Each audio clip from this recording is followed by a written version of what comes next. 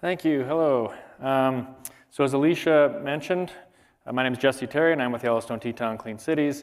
I'm in Bozeman, Montana, and have been kind of working on renewable diesel for quite a while. So I'm going to offer an introduction, and it's quite dense, I think. I'm trying to get through quite a bit of it in a short amount of time here. So we've been given quite a few talks the last little while about renewable diesel, and we have a monthly working group that we work with and try to update information and show people new things that are happening in the realm of renewable diesel. And so I've picked and pulled different slides from all the numerous shows, so hopefully it's chronologic and makes sense. So as Alicia mentioned, we are a Clean Cities and Communities group. What we do is we advance alternative renewable energy, efficient vehicles in transportation. So that could be EVs, it could be renewable diesel, propane, CNG, numerous vehicles. This is actually my EV just north of here in Island Park when we first got these level 3 chargers, which made it possible for me to drive here in an EV in the winter. So Clean Cities and Communities is a program of the Department of Energy, the Vehicle Technologies Office, and there are 75 clean cities throughout the country. They've been around for about 30 years, not all of them. Ours is about 21 years old. And you can see in blue the different regions that we cover. Some clean cities cover a city, some cover a state, some a county. We cover most of 3 states, and so I've kind of illustrated that there. We try to help everybody we can, but with such a large geographic area, it makes it quite difficult to effectively do our job, but that's what we do.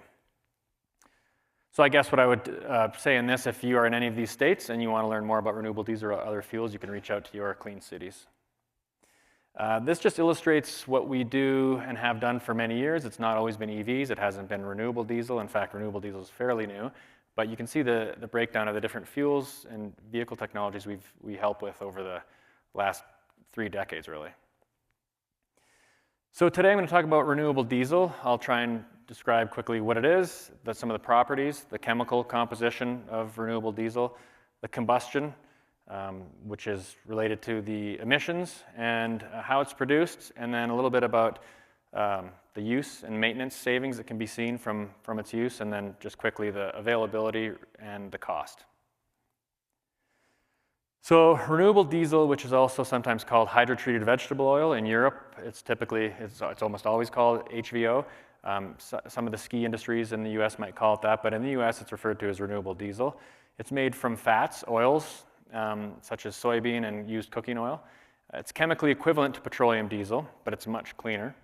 It can be blended with petroleum in any ratio. It requires no changes to the engine, fueling systems, or equipment. It meets all the same ASTM standards as petroleum diesel does. And the majority of the renewable diesel produced in the US goes to California and the West Coast in general. And on the right shows a map of low carbon fuel standards or a clean fuel standard states. You'll see on the West Coast we have a bunch. Canada has a clean fuel standard for the whole country. And then the lighter colored ones have clean fuel standards in the works. And New Mexico just passed one lately. But that's kind of why the fuel goes to those places where those carbon credits are, or low carbon fuel standards are, and I'll get to that in a bit. And so I must emphasize, renewable diesel is not biodiesel. So here's some property comparisons of petroleum diesel, and I showed biodiesel just as some people may have seen before, and then renewable diesel. So the two I draw your attention to is the cetane. So engine performance can be, the performance of the fuel can be kind of illustrated by the cetane number, and it indicates the completion and efficiency of the combustion. Petroleum diesel is typically around 40 to 50. Renewable diesel is 75 and above, which is a huge increase. And then the other huge standout is the oxidative stability of renewable diesel. It'll stay fresh much longer in tanks and in vehicles. So the chemical comparison of the two, on the left you see the petroleum diesel. Petroleum diesel is made up of a complex mixture of all kinds of different molecules, 75% of which are linear hydrocarbons, and then 25% are these aromatic or cyclic hydrocarbons, and oftentimes they'll have metals in them and all kinds of impurities. On the other hand, renewable diesel is a small subset of of those linear hydrocarbons. It doesn't have any aromatic hydrocarbons or any of these cyclic rings or metals. And that makes for a much cleaner combustion and less carcinogenic byproducts. So you can see petroleum diesel is just a small subset, cleaner fraction. So when you burn those fuels, I've illustrated here just in a little kerosene lantern, the same energy in both fuels, but you'll see on the left all those extra molecules cause a lot of soot. And in any old diesel engine, you'll see this. And then that same combustion on the right with renewable diesel, it's pretty much zero soot. If you smell these fuels, if you know what diesel smells like, that's what it smells like. Renewable diesel doesn't smell like anything. So there are a bunch of different benefits to using renewable diesel, and the one I'll highlight here, which is related to the soot, is the diesel particulate filter. So new diesel engines typically have a diesel particulate filter which get clogged. That's the point of them, to remove all that soot. And then there's either passive or forced regenerations of these filters. And if you talk to fleet managers, they'll often say that the main issue that they have with the new vehicles is emissions related. So by using renewable diesel and reducing that soot, you can reduce the number of regenerations needed on these diesel particulate filters, which can save a lot of downtime. And this graphic on the right shows some highlights that the fire department in Vancouver, Washington mentioned once they switched to renewable diesel. So highlighted there is the passive regens went from every 2 days, 3 to 4 times weekly with issues, to a passive DPF regen once a month with no issues. And the fuel filters have gone from being needed to be changed every month and a half to over a year. So combined, all of these benefits saved this fire department about 5 hours of maintenance per vehicle per month, and that's a huge savings, not to mention the downtime.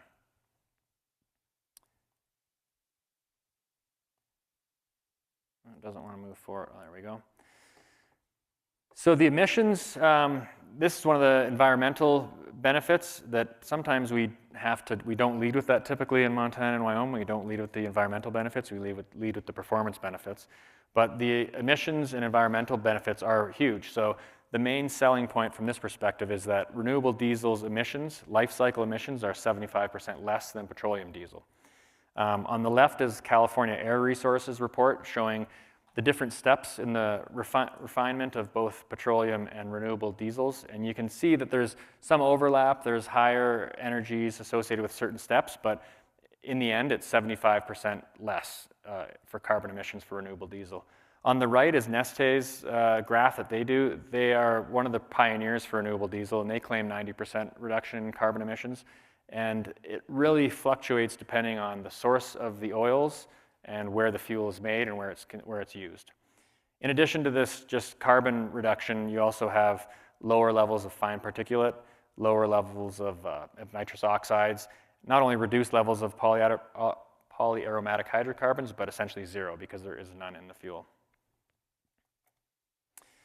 So as I mentioned, the carbon intensity or the carbon reduction from the emissions from renewable diesel really depends on the source of the fuel. So on the far left of that graph, you can see used cooking oil has the lowest carbon intensity. And then on the far right is soybean oil, which has the highest. And compared to petroleum diesel, which is the 100% mark here. Comes up sometimes, people ask about palm oil, and that's not even on here because it's such a poor carbon intensity score. And I think in Europe they banned palm oil renewable diesel because the carbon intensity is so high. So production of renewable diesel takes place in the same type of refineries that renewable diesel takes place in the same refineries that petroleum diesel does, and oftentimes they're retrofitted petroleum diesel refineries that are making renewable diesel. These are the refineries in our region. So we have one in Great Falls, Montana. That's where I'm in Montana. Then we have one in North Dakota, and we have 2 here in Wyoming. And combining these 4 refineries, we produce 20% of the country's renewable diesel in our region.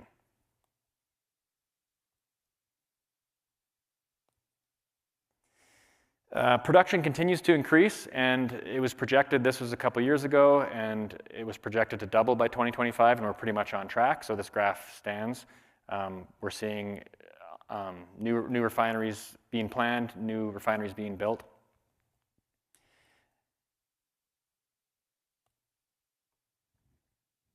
But bringing it back to biodiesel for a minute, the one similarity between biodiesel and renewable diesel is they share the same feedstocks. And you can see in green is the production of renewable diesel over the last 15 years, and it's slowly increased. And as in 2022, late 2022, it surpassed the production of biodiesel. So since they share the same feedstocks, if one goes up, the other one has to go down. So biodiesel is kind of slowly going away, and renewable diesel is really taking over. The feedstocks in the US, at least, for renewable diesel are primarily used cooking oil and soybean oil. There are small fractions of corn oil and some other products, but again, the feedstock really dictates the carbon intensity of the renewable diesel, used cooking oil being the lowest. This is back to some of the specifications. So ASTM is the method by which you test all fuels, and for a fuel to be compliant with warranties and the federal government, it has to pass ASTM standard D975. And in that standard includes numerous tests, including a cetane test, a sulfur test, ultra-low sulfur diesel, viscosity, lubricity, a bunch of other tests. Not included in there are cloud point and cold filter plugging point that I'll discuss later. But I brought this up just to show you that renewable diesel has to meet all the same standards as petroleum diesel does.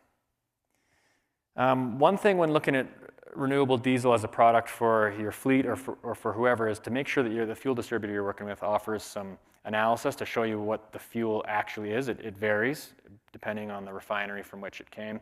And I'm just highlighting here the cetane number that I mentioned earlier. You can see R99, it's kind of hazy, but it has a cetane of 67, whereas number 1 diesel has a cetane of 45.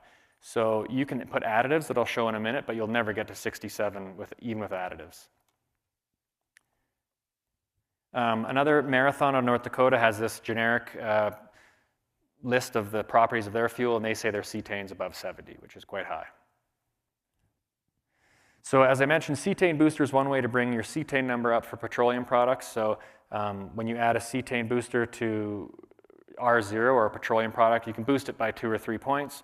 But again, renewable diesel is 67. It can be up to 95 cetane index number. So you can't even get that high of a cetane, even with boosters.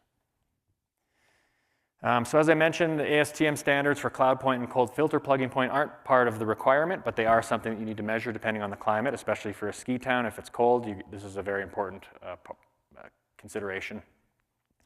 So for this fuel from Marathon, for example, they have a summer blend and 2 winter blends. And their summer blend has a cloud point or cold filter plugging point. Well, it's cloud point here, but they're almost the same when you're talking about renewable diesel, but of 43. So overnight, probably last night, that fuel would have gelled.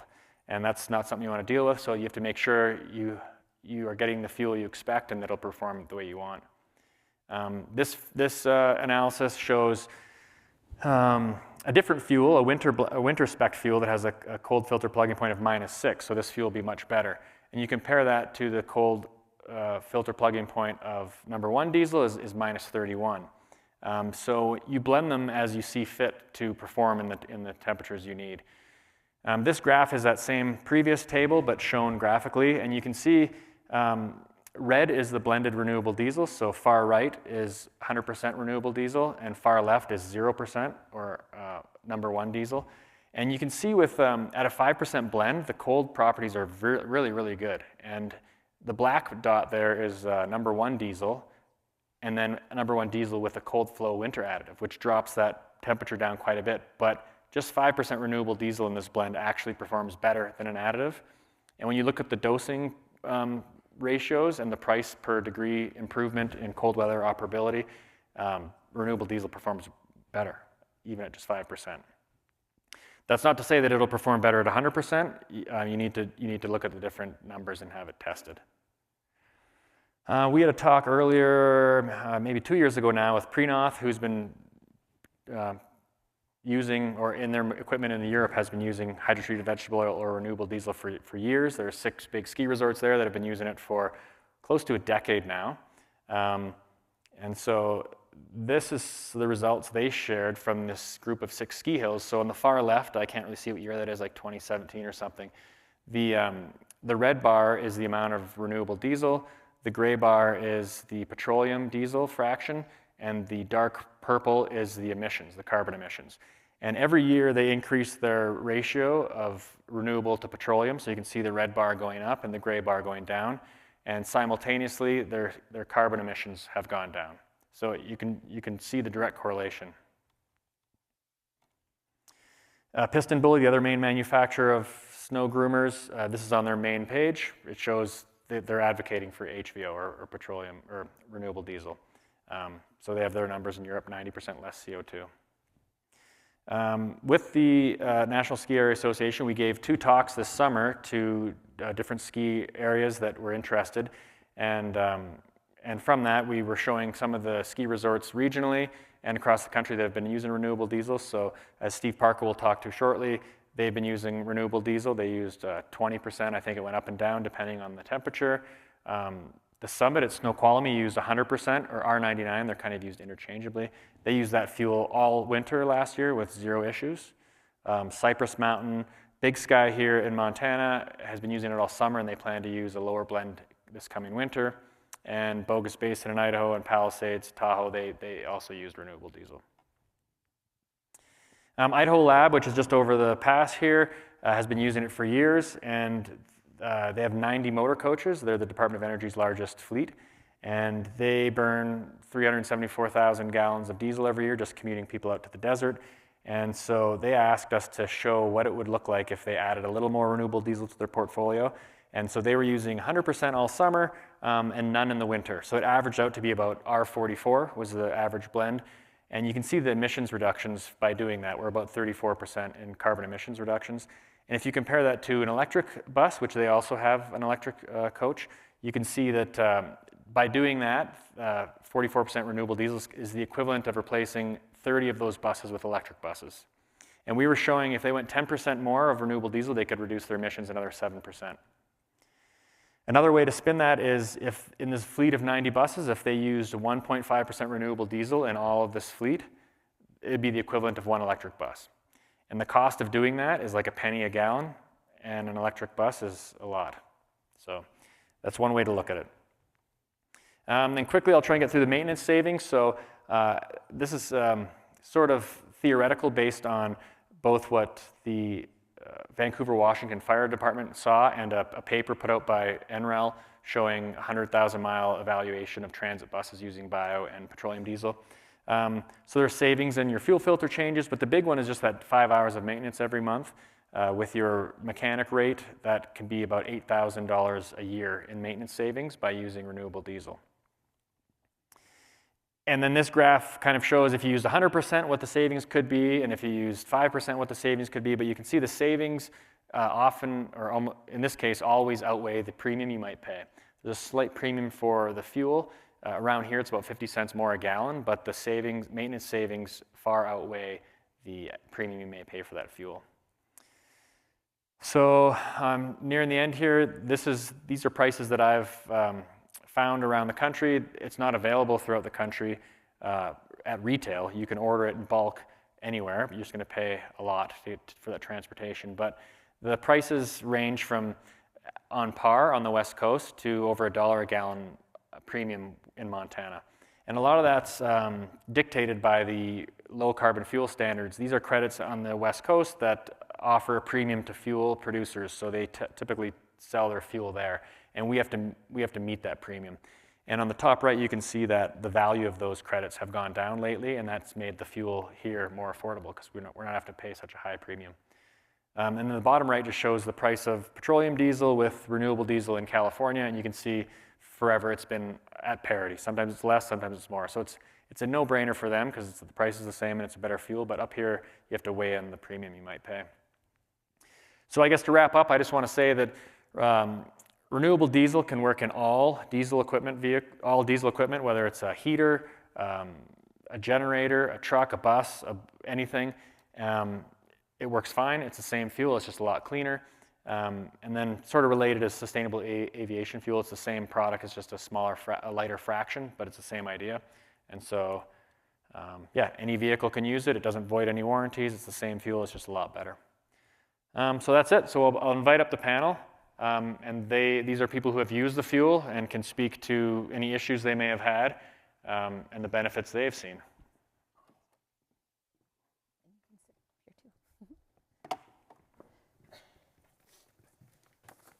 It's so bright up here. That is bright. Yeah.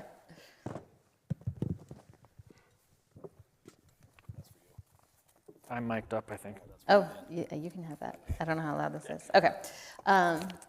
Thank you, Jesse. That was really good background information to kind of get this conversation started about how others can start using this in their fleet. And I think we're actually going to start here with Tom. And can you go over some of the challenges, benefits, just general experience that you've seen in the ski industry? Yeah, with Boyne Resorts, we're kind of on almost a 2-year journey with renewable diesel and learning a lot as we go. People like Jesse and Clean Cities have been super important. And so we started using it at Cypress Mountain in Vancouver, north of Vancouver in Canada, probably 2 years ago. Saw great success using about R30, R50 blend, depending on availability was the biggest thing. And so we're like, okay, let's charge it with the rest of the resorts. And so through the Yellowstone-Teton Clean Cities work, we're able to get it in Montana at Big Sky. Super stoked, use it all summer, R75. And then, and this is important to mention, the challenges that can come up. There was a cold spell at the beginning of November, and it started gelling. And so, huge deal. Obviously, it doesn't flow, it doesn't combust, and so the machinery was inoperable. So we kind of really pivoted pretty quickly. Went back to petroleum diesel for all last ski season, but really spent a lot of time studying what happened. Like, what was the reason behind this? We don't want to, not go forward to any other resorts. We have 10 ski resorts throughout the country. And so what we found out was not all of it's created equal. Is that the right way to say it, Jesse? In a way.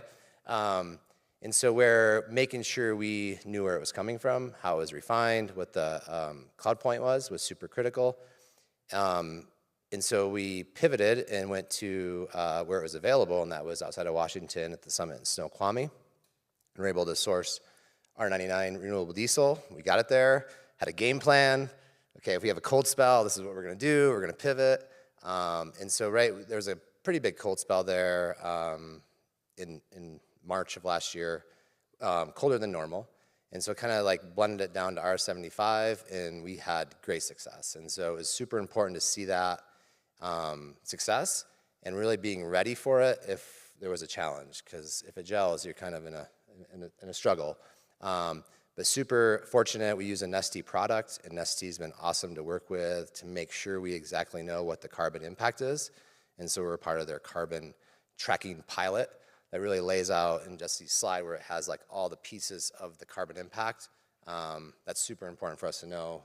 Even though this is coming from Singapore, it's still, instead of 90%, it's about 75% less carbon, even though it's coming across the sea. So, yeah. I would jump in there and mention that for issues that arise from the winter, you can't just put additives. You can't just put winter additives. That's a fallback for petroleum products, but winter additives don't work on renewable diesel. So that's something everyone needs to be aware of ahead of time. Well, thank you. Next, we'll go to Steve, who with Jackson Hole Mountain Resort, you've been using renewable diesel for a while. Can you share with us what blend level, your experience, and any additives that you use? We started in April of 23. I just kind of jumped into it and got 50% blend. We ran through the summer. We did a test with the 10% blend. Out place in Montana tested it for us, and it was good for 40 below at 10%. But we use a #2 fuel with an additive that's been working for us for years. So we don't use the #1 fuel, and we've had good success. We've had really, ran through the winter, didn't have any problems, no filter plugging. We had a lot of issues with bio because we've ran bio for years. It's not the same. It seems to be really clean. We run another additive that that seems to help our fleet quite a bit. It's, we're just kind of tested it. Did you want to talk about that now? Yeah, sure. Okay, okay. We wanted to extend our, our oil usage, and so we use this additive called Oxon 2. It's an alcohol-based thing. You spill it with your fuel. We went the whole season last year without changing our engine oil. After 1,000 hours, we did a sample, at 250 and just checked to make sure our metals and soots and all that things were good. So there was one cat we changed the oil on because we had an air filter plug or something, and so we changed that. But we have, 12 cats. We went between 18 and 2,000 hours without changing the engine oil. Use a full synthetic, oil, which helps a lot. And so that Oxon helps a lot, and also saved us a lot in, DEF fluid, DEF, and then fuel. We saved quite a bit in fuel. Because we can only run a 10% blend in the winter, it's about all we feel good about, because if we get some really cold spells, we don't want to have cats stuck on the hill. And so that's helped us with that. I think this year we're going to go 20 to 25% and do some testing to see if we can, if we see we're getting fuel, pretty big every 7 to 8 days, we can watch for cold fronts coming in and dump the fuel to get it down to where we need to be, and just have to manage it. It takes a little time to manage, and I think it's quite a benefit, just the fact that you can run renewable. Mm-hmm. Yeah, it is. It's pretty telling that you can use this fuel out there on the ski hills the way that you all do. So thank you. We'll move into more of the local government kind of perspective here. So we have Erik with Teton County. I know you've been working toward renewable diesel at the county level, and curious kind of what your journey has been and what kind of recommendations you might have for others. Sure. So we've been going down a journey of getting renewable diesel. We don't quite have it yet. There have been several challenges that we've had to face going down the road, but we're making progress, and I think we're close. Basically, first, I came, watched Yellowstone-Teton Clean Cities and some of these presentations, and was very excited to start. And there's the challenges of getting it here. We're lucky that the town of Jackson does all of our fueling. The town of Jackson is just moving into a new fuel facility this year, so they have not been able to make the change on their side yet, but they do most of the fueling for Teton County. So there also is a Shell station in town that has renewable diesel available. So I've been working, in the interim, I've been working towards getting us the ability to fuel our vehicles at the Shell station, which has been quite the journey. First, I was dealing with Shell corporate and working on corporate fleet cards. Got to the end of that journey only to find out that Shell does not have renewable diesel available on their fleet cards yet. You're not allowed to fill it with renewable diesel. That's coming. They're working towards it. So then the next step was working with Parkland directly and trying to get fuel cards through them, because Parkland, I don't know, owns the Shell station or licensed the fuel. And so they've been very helpful there. So I got that all filled out. I got buy-in from several departments, including Fire EMS, which is our biggest diesel user amongst our fleet, and to do it on a trial basis. Talked to our Parkland rep, and then Parkland corporate wants us to go back and do another credit app, even though we already have an account with them for our generators, which we're also separately looking at utilizing renewable diesel in. That's kind of the end of the journey of where we are now. We are, right now it's between working with some of the elected officials in their offices and Parkland to get the credit app and set up the way we want it to be, some different, bureaucratic payment options. But we're really excited to use it, and, several departments, some folks I had to, show some of the presentations and give kind of the stats to, and some other departments were really excited to start using it immediately. And I think that at the latest in the spring, we'll be ready to kick off and have a full season of doing at least a trial, or depending on where the town of Jackson is, maybe going a little larger. So. Thanks, Erik. Yeah, I think what's unique about what Erik is doing is, many of the ski resorts and other municipalities or local governments are able to get the fuel delivered to their tanks. And that wasn't quite an option yet, so he ventured out to see what else was an option. So looking at the fleet fuel card to just use the public pump because the fuel's already available there. So as soon as you can kind of get through the paperwork, that'll be a good option there. And for us, that's really exciting because we have in our sustainability plan, we have the goal of reducing our greenhouse gases from our fleet by 40% by 2030. And, if we average R50 on that portion of the fleet, we're already a good chunk of the way there without having to, try to get federal grants for a bunch of electric fire trucks. Yeah, that was another question that I had. So you mentioned how it's helping you meet your climate goals. Is that the case also for the ski resorts? Is that one of their prime motivators, or what other? Yeah, how is that helping you? Yeah, definitely prime motivator. I think the first piece is reduction. Like, how can we be very efficient with what we're using already? And from a no-idle program to route selection when you groom a run, right? All those things, and then looking at electrification.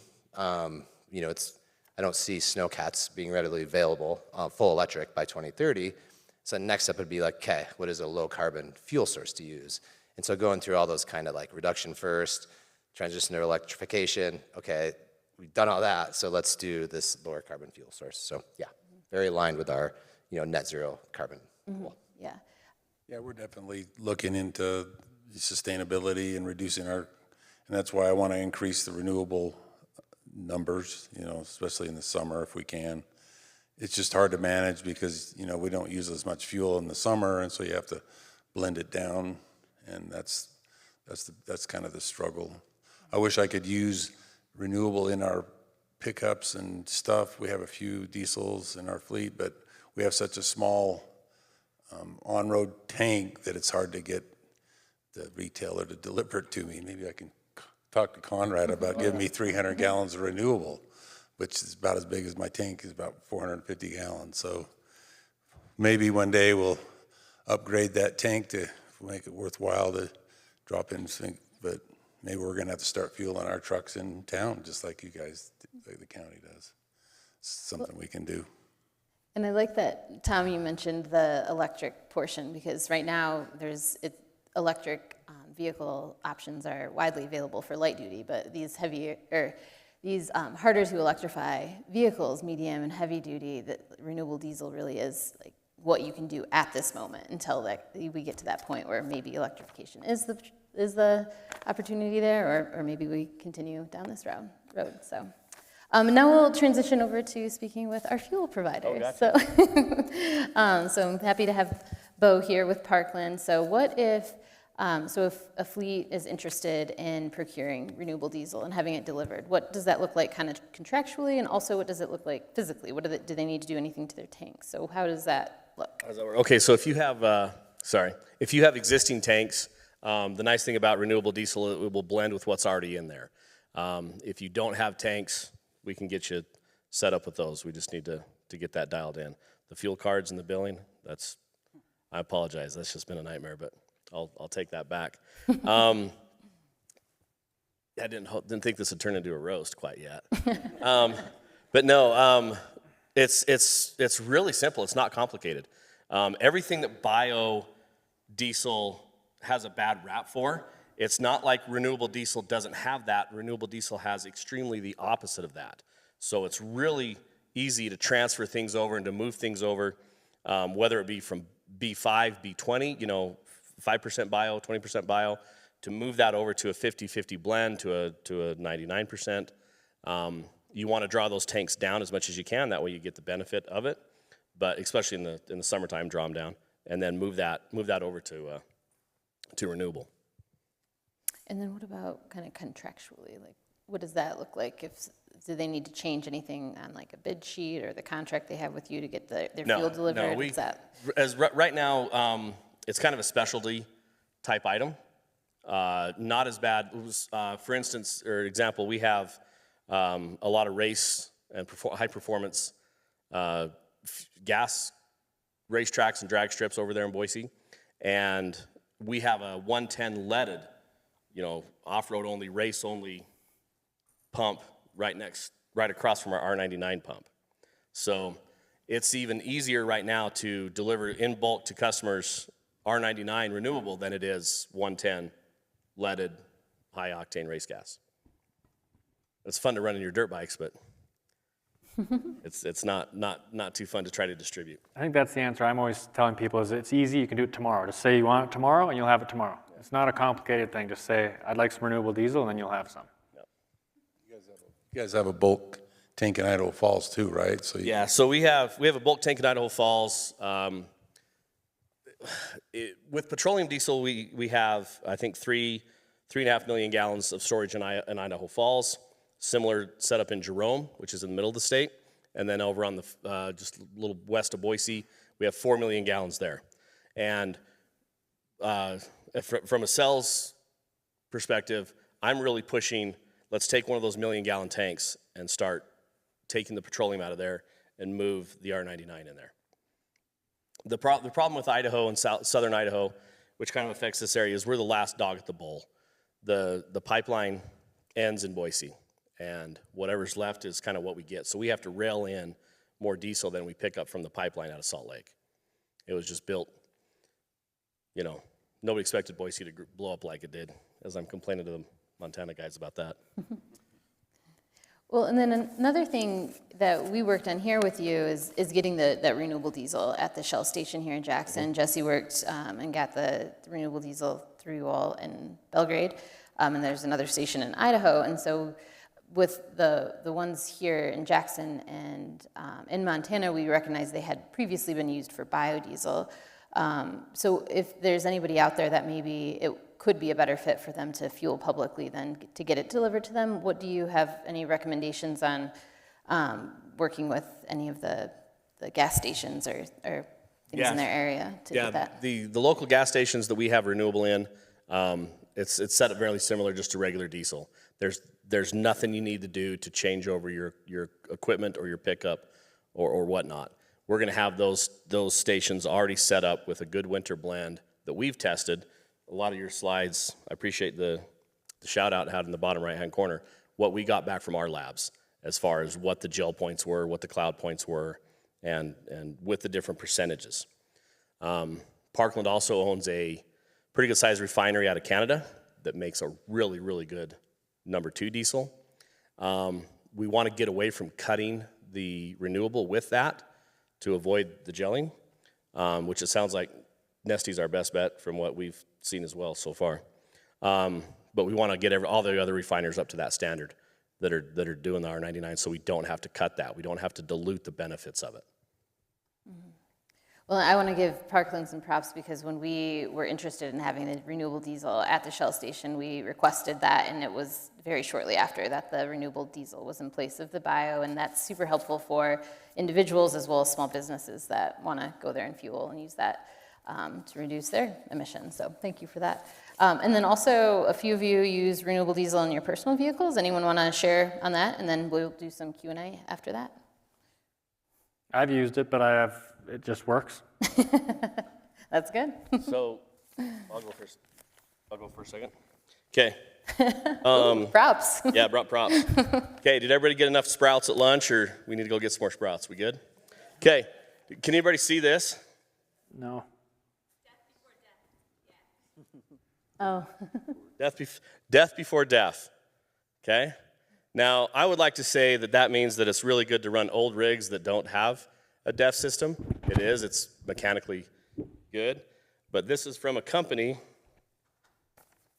called fullydeleted.com.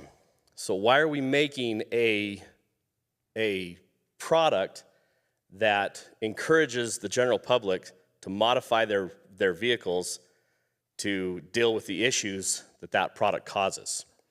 Not only do we have to take all the energy and work to create the diesel product, but that diesel product, when you use it, takes another product to clean it up because it's so messy, and that's DEF. So I'm not a huge environmentalist. I'm a huge fan of being a good steward of the land, but I came at this from a performance perspective when I started messing around with renewable. When I first heard about it, I wasn't interested at all. And then I saw the cetane numbers, the burn numbers. I have a wide variety of diesel pickups. It's kind of my passion. I've got an older, I'm not a huge fan of Dodge pickups. I'm a huge fan of Cummins engines. International engines, they just run, they work well. But the older the vehicle is, the more visually and audibly present the benefits are of renewable diesel. Anywhere from a 78 John Deere tractor that I used to scoop out the corrals and get rid of that, to a 2021 Dodge 1-ton with a big 6.7 in it that's slightly modified, to a 2000 Dodge that's pushing 85 pounds of boost and been converted to a mechanical pump to just shove as much diesel as it possibly can. And if I run it in a competition or a tractor pull, I used to just dump, and you've seen it, it's disgusting, but it's just to dump a black cloud out the back the whole way you're pulling that drag race. If I run renewable in it, as soon as those turbos hit about 35 pounds of boost, we're clean. It just clears up. So there's all of the benefits of the performance of it, and then you're doing a good thing and being a good steward of the land on the flip side of it. So that's where I got into it. That's my experience with it, was initially the performance, but then post, hey, you know what? Maybe it's not such a bad thing to, kiss a fish and hug a moose every once in a while. So that's kind of where I'm at on it. Any questions on that? I can get the bouncy microphone if there are questions. Well, thank you for that, because it's not just a climate solution, it's a superior fuel. So if anybody... I also have a renewable diesel shirt. Says renewable diesel there. Seriously. I just made it. Oh, yeah. Oh my, fashion show here. Does anyone have any questions that they have for the panel? I want to throw this, come on. Oh, good. Ready? Oh. Yeah, son, I'm Jeff Brown with the Idaho National Laboratory, and I just want to put a plug in for renewable diesel also, that we haven't been able to run it for the last year due to some other restraints that we had with the lab and with the government that you have to, but our plan is to fully convert back to renewable diesel by March 15th with our fleet. What we found out here that with ours, where the biggest savings for us was maintenance with the renewable diesel. Like the gentleman alluded to, the DEF, we got to where we weren't cleaning our DPF filters, we weren't going through so much DEF, our fuel mileage remained the same, miles per gallon. We didn't notice anything like that. So very good plug for that. My question for Mr. Bowe is, when is it going to be available and in our area? All right, so you looking at me? Huh? Yeah. Yeah. Okay, I was just hoping he was looking at you. So we have, like I said, we have those different fuel facilities in Idaho Falls, which is where we service the INL. And by the way, appreciate the business. But that's probably where our major push is going to be initially, as far as having going from a 30,000 gallon tank to a 300,000 gallon tank to hopefully eventually one of the 1 million gallon tanks that is down in what we call the South Yard by the Budweiser granaries. So that, and then push that into Jerome and push that into Nampa as well. It's probably going to be a push from both sides. We can bring it in on rail car. Rail cars hold about 28,000 gallons at a time. At that point, a Jackson's truck, a Maverick truck, Chevron, Shell, whoever we're selling that to, Flying J, they can come in and load off of our tanks directly. Now, we also run our fleet of trucks. We have about 65 transport trucks. Those are the ones you see going down the road that'll haul about 10, 12,000 gallons. So we can come in and load those. So when we do get those set up to where you can just pull them right off the rack, I think there's going to be a huge demand and really start grabbing. Right now, it's a little more specialty. It's a little more of a task for us to get that fuel off the car onto the truck, but it's not something we can't do, like Jesse was saying, without a couple of days heads up. So it's a matter of coordinating those ahead of time as to when that car can land, and then when that car lands in our rail facility, how soon we can get it on a truck and get it out to you. Does that help? Hi, I'm Molly. I work in the beer industry, so I built a greenhouse gas calculator for the beer distributors, and I'm speaking on election day to the Beer Institute, so it's the CEOs of all the breweries, on sustainability and what we're supposed to do. And this is very relevant to what you've just presented, because they've all kind of taken a step back for all the reasons we all know, maybe. And I can get them to move forward with this. Like, this is a great solution, because they're all waiting to electrify because Class 8 trucks aren't ready for all the reasons that you guys would probably know. So, but I want to give them the right answer. Like, you should fuel it at this time and not at this time. Or we can do it in these states and not in those. Can you tell me? Like, I can give you the business with, I'm exactly which distributors in which states, or with Anheuser-Busch or Heineken at their breweries. Where are you ready to fuel Class 8 trucks? If you can give me a list of where your facilities are, where your tanks are, your tank sizes, I can start work. So we have what's called regional operating centers, or ROCs. I work out of the PNW ROC, the Pacific Northwest. Go Bigfoot. There's also the Northern ROC, which takes in Montana. There's a gray line there that we cross over. We have North Dakota. We have a lot in the Caribbean, a lot in the Southeast ROC, and then of course Canada's blanketed with our facilities. So if you can get me that list of where you have facilities and what size those tanks are, then I can give you an idea of how, what we can service, what we can't, and how long it'll take to service the facilities that we can't. Done. And that being said, you could run R5 and everything tomorrow. If you can get it, just do it. R5 is not going to be any different. Well, even R99 is better, but any time of year, I think R5 is totally fine, and you can just do it across the fleet. So you'll have an impact right away. Perfect. And we have the calculator that we can put in the emissions, so it's just that they've all been waiting, we're kicking the can down the road because of all these other reasons, and there's no reason to wait now. Right. Thank you. Any other questions out there? Oh, right behind you. Would you mind passing that back? Thank you. So I'm with the town of Avon on the town council there, and so we're just a small municipality, run buses, snowplows in the central mountains of Colorado.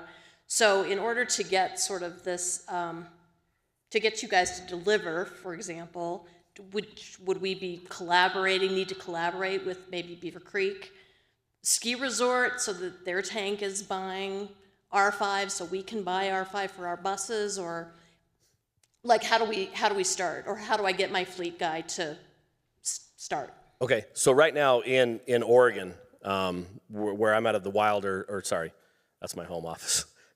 Where I'm out of Napa, Idaho, it's very close to the Oregon border, and they have to run that B5 and that B20, and they all try to get an Idaho address and say, hey, can you deliver me 100% petroleum so I don't have to mess with the B5, with the bio, because it's just such a nightmare.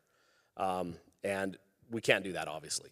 So what we've gone to is an R90, an R5 or an R20, whatever, or an R50, and in the summer, obviously R99, depending on what level they want to run. So if you're in Colorado, we can cover that out of our Rockies ROC. Like say, that's great if we can combine it with the ski resort. We have the 10,000 gallon trucks. We have a 4,500 gallon truck that we call a tank wagon, and there's a lot of those in Colorado. And those are usually cut up into 5 different compartments, ranging anywhere from 500 to 1,500. So depending on the size of your tank, I'm sorry, I can't see your face. I know it's hard to see with the light. So depending on the size of your tank, we can load, if there's another customer that doesn't want renewable, we can load what you do want on that tank wagon, bring that in, pump that hole out, purge the line with petroleum, and then move on to the next customer until we get that customer educated. Does that help? Okay. Give it to me after this and I'll get you my information. There's also a Clean Cities Coalition, a really active one in Colorado too, that you could reach out to, and they can really help you kind of bring the right stakeholders together to like do, I don't know, bulk buys and help you work on your project together. It's called Drive Clean Colorado, or what are they called? So there's about 75 other coalitions like ours throughout the country, and everyone has a little bit different name, but I'll get it to you. I think it's Drive Clean Colorado or something along those lines. Another recommendation too is if you are a local government or a municipality and you're able to figure out renewable diesel for yourself, then you can start adding that into your contracts with others too. So if you contract for your waste disposal, so all of those refuse trucks, then you can maybe in your contracting have higher points or something along those lines for those who are willing and will use renewable diesel. So not only is it good for you, but then it kind of has these cascading impacts throughout your community too, if you kind of lead by example and show them how they can do it. And we have just about 5 minutes, so we can, go ahead.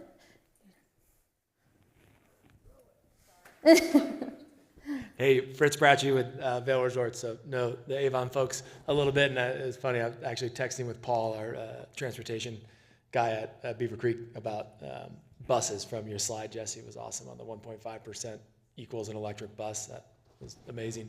So what we're doing is thinking about testing at a few of our resorts, so a lot of the learnings from Tom and the rest of the ski resorts that have tested this, and then try to move to some of our other resorts where it's less available, like Colorado. So great to hear. Let's partner.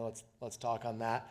And one thing I just want to call out as for me, and I've heard a number of Jesse's presentations that really stood out today, and I think as we talk about this more, was kind of the idea of, I think in my head and a lot of our fleet teams' heads, it's all or nothing, right? I mean, we either do it everywhere where it's as cold as it could be or not. So I think the idea of right now we're testing it at 4 or 5 resorts, mostly on the West Coast, where it doesn't get that cold. And that doesn't have to preclude then somewhere in Colorado where it doesn't really get that cold compared to up here, from trying a different blend. So I think that was something that really stood out to me today. So I appreciate y'all kind of talking through that of blending and thinking about not everywhere is the same in terms of temperature, which I think is really important. So thank you. Yeah, it's a good one, Fritz. The blending piece is important to really okay, it's going to get cold next week. And, similar to, Vail Resorts, but you have a lot of turnover in your diesel tanks, sometimes weekly, right? And so you can go from a R100 to an R50 like that, and you just put it in there and it's blended, right? So and then, okay, it's going to get warm again. Let's just do a full load of renewable diesel. And eventually you get it back up to that R99. So it's kind of been pretty awesome for that reason, is pivoting constantly depending on the cold temperatures to be safe. Thank you for that observation. This will be our last one. Thank you. Hello, my name is Francis. I'm with McKinn Street, and my question is about the long-term projection of the refining process and the gel point. And I'm just curious, we're talking about blending and managing based on forward-looking temperatures at the location.